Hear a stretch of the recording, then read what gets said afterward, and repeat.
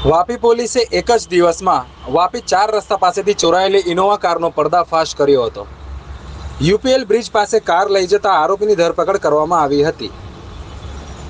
Vapi GIDC 4 way એક્સટેન્શનમાંથી એક દિવસમાંથી ચોરાયેલી Innova કારનો ખુલાસો થતાં પોલીસે આરોપીની ધરપકડ કરી હતી।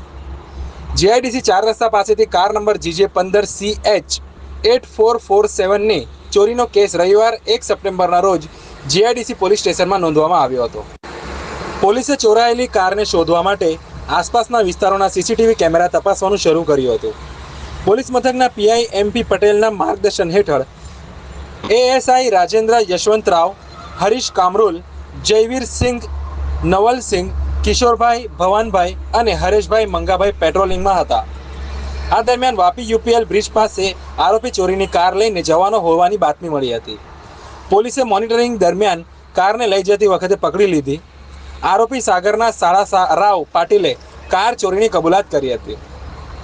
આરોપી રવેશિયા પાર્કમાં રહે છે। પોલીસે કાર કબજે કરી આરોપીની પૂછપરછ કરી હતી।